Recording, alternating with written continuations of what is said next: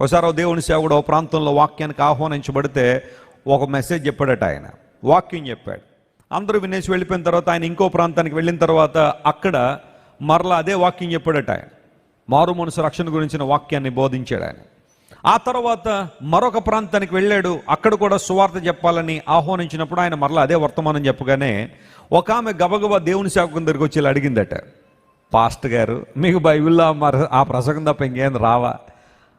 కాకినాడలో అదే చెప్పారు, వచ్చాను నేను అక్కడికి. ఆ తర్వాత రాజమండ్రిలో అదే ప్రసంగం చెప్పారు, అక్కడ కూడా వచ్చాను. ఇప్పుడు నిడదవోల్లో కూడా అదే ప్రసంగం చెప్పారు. ఏంటంటే ఆ ప్రసంగం తప్ప ఇంకేం రాదా మీకంటే?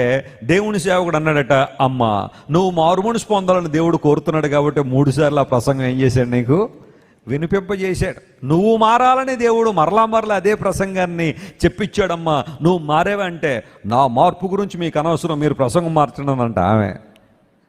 చాలామంది ఈ రోజుల్లో ప్రసంగాలకు మార్కులు వేసేవాళ్ళు ఉంటారు. కొంతమంది ఈరోజు ప్రసంగం అండి 100కు 100 మార్కులు అండి, ఈరోజు ప్రసంగానికి 90 మార్కులే అండి, ఈరోజు ప్రసంగానికి 70 మార్కులే. ఎవరేమన్నా నిన్ను మార్కులు?